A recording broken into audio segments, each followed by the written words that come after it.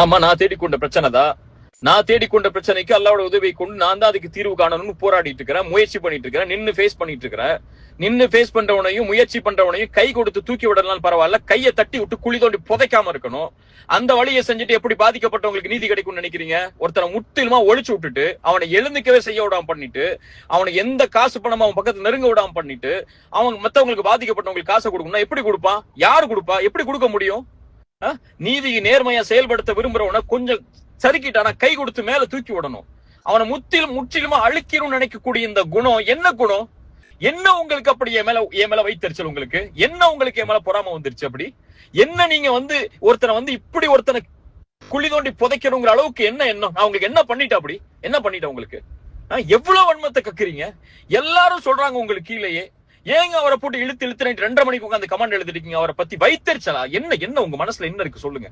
ஒருத்தர் அழியணும் இருக்கா? ஒருத்தர் சாவணும் இருக்கா? இல்ல செத்து போனா நிம்மதி அடைவீங்க? அன்னைக்கே கேட்டேன், ஒருத்தருடைய மௌத்து தான் உங்களுக்கு நிம்மதி கொடுக்குமா? என்ன செய்ய விரும்புறீங்க? ஒருத்தர் காசை வாங்கியிருக்கா, வியாபார தொடர்பு நடந்திருக்கு, கடன் வாங்கியிருக்கா, அந்த கடனை திருப்பி கொடுக்குறான், வியாபாரத்தை நஷ்டம் ஏற்பட்டுச்சா அதை எப்படி சரி கட்டி அந்த காசை கொடுக்கணும்னு முயற்சி பண்றான். அதை செய்யறதுக்கு வழியை கொடுங்க. அல்லது ஒரு தரப்பை மட்டும் கேட்கறீங்க, இன்னொரு தரப்பை கேட்க மாட்டேங்கிறீங்க. என் தரப்புல ஒரு வார்த்தை இந்த மாதிரி காசு கொடுக்குற சொன்னாங்களே, இவங்களுக்கு ஏதாவது கொடுத்துருக்கீங்களா? என்ன அடிப்படையில் வாங்கியிருக்கீங்க? எந்த அடிப்படையும் இல்லாம சும்மா வாய்க்கு அந்த மாதிரி உட்கார்ந்து எழுதிக்கிட்டும் வாய்க்கு அந்த மாதிரி மத்தவங்க சொல்றதை கேட்டுக்கிட்டு நீங்க செய்யக்கூடிய இந்த விதமும் எந்த அடிப்படையில் நியாயம்னு சொல்லி யார் வந்து நிப்பா? உங்க தரப்புல இருக்கக்கூடிய கேள்விகளை நான் கேட்டா நீங்க தாங்குவீங்களா? இவ்வளவு வருஷம் பொருளாதாரங்கிறீங்கல்ல, பொருளாதார குற்றச்சாட்டுங்கிறீங்கல்ல, எந்த அடிப்படையில் நடத்துறீங்க? சதக்காடு கலெக்ட் பண்ற காசெல்லாம் எங்க நீங்க ஒண்ணு சேர்க்கிறீங்க? அதுல எப்படி நீங்க செலவழிக்கிறீங்க? இங்க அக்ரிமெண்ட் இருக்கு, வியாபாரம் கொடுக்கல் வாங்கலுக்கு இடையில 2 பேருக்கு இடையில பிரச்சனைகள் இருக்கு. அந்த இன்ஸ்டிடியூஷன் எப்படி நடத்துறீங்க? அத்தனை சதக்காவுடைய காசு எங்க போகுது? பள்ளிவாசல் கட்ட போற சொல்லி இத்தனை வருஷம் கலெக்ட் பண்ணீங்கல்ல, அந்த காசெல்லாம் எங்க முறைப்படுத்தி செயல்படுத்தப்பட்டுச்சு? கேட்கவா கேள்விய? இன்ஸ்டிடியூஷன் வச்சு கேள்வி கேட்க வைக்கவா? பதில் சொல்ல தயாரா இருக்கீங்களா? எந்த அடிப்படையிலுமே இல்லாம எவ்வளவோ என் மனசுல அவ்வளவு குற்றச்சாட்டுகள் உங்களை பற்றி வந்துச்சு. பொருளாதாரத்திலையும் சரி, மத்த விஷயங்கள்லயும் சரி, எல்லாத்தையும் எல்லாம் ஒரு இடத்துல ஒப்படைச்சிட்டு இன்னொருத்தவங்களுடைய கண்ணி இருக்கு, இன்னொருத்தருடைய மான இருக்கு, உங்களுக்கு தெரியாத விஷயத்த பேசக்கூடாதுன்னு அமைதியா இருக்கிறேன். தாவாவன காசுக்காக பண்றவன் இல்ல, தாவாவன சதக்காக கலெக்ட் பண்றதுக்காக பண்றவன் இல்ல.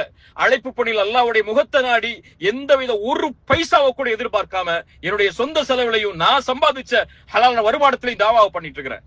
இப்படி இருக்கும் போது கூட உங்களுக்கு ஒருத்தன் வியாபாரத்துல கொடுக்கல் வாங்கல சறுக்குறாங்கிற பட்சத்துல அவனை முற்றிலுமா அவருடைய கண்ணியத்தை தரைமட்டமா ஆக்கணும்னு நினைக்கக்கூடிய இந்த குணம் யார் கற்றுக் கொடுத்த குணம்? இது உங்க மனசுல எப்ப ஆறப்போகுது? ஒருத்தருடைய மரணம் தான் ஆற வைக்குமா? அல்லாஹ் நீங்க செய்த குற்றங்களை முதல்ல பாருங்க. உங்களை பத்தி வந்த அத்தனை குற்றச்சாட்டுகளை நான் இப்ப பேச ஆரம்பிச்சேன்னா நல்லா இருக்காது. அல்லாஹ்விடத்துல நீங்க தௌபா செய்யுங்க. நான் செய்யறேன். நான் அல்லாஹ் பயப்படணுமா? அல்லாஹ் பயப்பட வேண்டிய கடமை இருக்கு. நான் திருத்திக் கொள்ளணுமா? 1000 திருத்திக் கொள்ள வேண்டிய கடமை இருக்கு. குறைகள் இருக்கு, 1000 குறைகள் இருக்கு. நான் மீளணுமா? 1000 முறை அல்லாஹ்விடத்துல மீளவன் இருக்கு. ஆனா ஃபலா துஸக்கு அன்ஃபுஸக்கும் அதை மட்டும் மனசுல வச்சுக்கோங்க.